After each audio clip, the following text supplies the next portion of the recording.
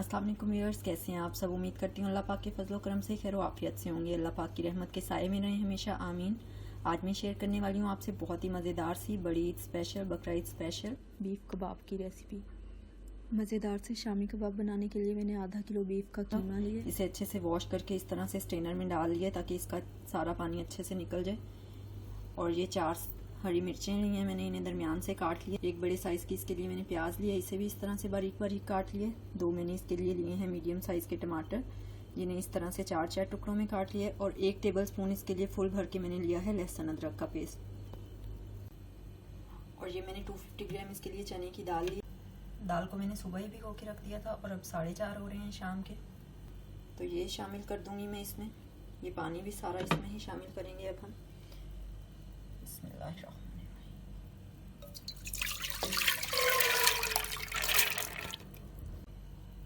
अब ये सब चीज़ें भी इसमें शामिल कर दूंगी। अब जो स्पाइसेस इसमें जाएंगी व्यूअर्स वो देख लेते। 1 टीस्पून इसके लिए फुल भर के मैंने नमक लिया है। 1/2 टीस्पून इसके लिए मैंने रेड चिली पाउडर लिया है। 1/4 टीस्पून इसके लिए मैंने भुना कुटा ज़ीरा लिए। 1/4 टीस्पून इसके लिए मैंने काली मिर्च ली है दरदरी पिसी हुई। 1/4 टीस्पून इसके लिए मैंने हल्दी पाउडर लिया है। और 1/4 टीस्पून इसके लिए मैंने लिया है गरम मसाला। 1 टीस्पून फुल भर के इसके लिए मैंने धनिया पाउडर लिया है। 1/4 टीस्पून इसके लिए मैंने चाट मसाला लिया और 1/2 टीस्पून इसके लिए मैंने लिए हैं चिली फ्लेक्स। ये सब स्पाइसेस ऐड कर दूंगी, आप अपने टेस्ट के मुताबिक अगर ज़्यादा तीखा पसंद करते हैं तो ज़्यादा ऐड कर सकते हैं, या कम पसंद करते हैं तो कम ऐड कर सकते हैं। ये आपके टेस्ट पे और पसंद पे डिपेंड करता है। तो ये अब स्पाइसेस ऐड कर दूंगी सब उसमें।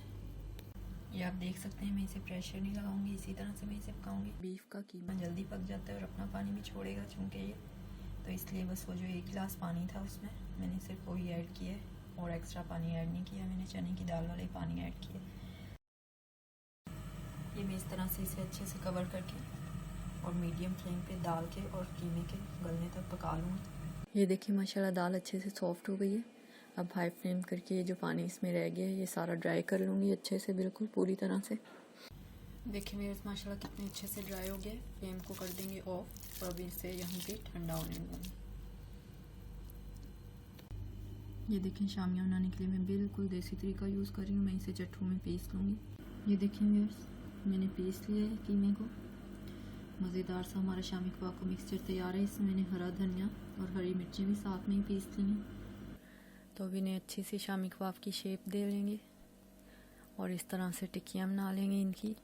इसमें अंडा वगैरह कुछ भी मैंने शामिल नहीं किया। माशाल्लाह बहुत ही बेहतरीन सा मिक्सचर बन गया। ये देखें, अब इसके लिए सबसे पहले मैं लगा लूँगी हाथों पे ऑयल और ये थोड़ा सा मसाला ले लूँगी इस तरह से अंदाजे से, और सब इसी तरह से बनाऊँगी मैं शामियाँ। पहले से इस तरह से करते हुए लंबा सा प्रेस करके थोड़ा सा ये शेप दे लेंगे और बाद में दरमियान में से प्रेस करते हुए दरमियान में हाथ की हथेली की मदद से इसे गोल शेप दे लेंगे।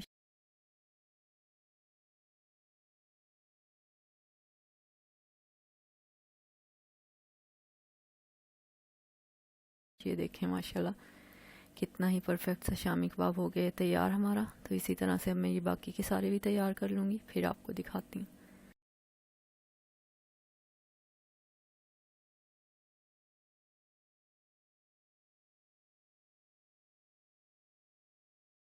ये देखिए माशाल्लाह अल्हम्दुलिल्लाह कितने ही मज़ेदार से शामी कबाब हमारे तैयार हो गए हैं। साइज़ आपकी पसंद पे डिपेंड करता है कि आप बड़े, छोटे, मीडियम, स्मॉल किस साइज़ में बनाना चाहती हैं।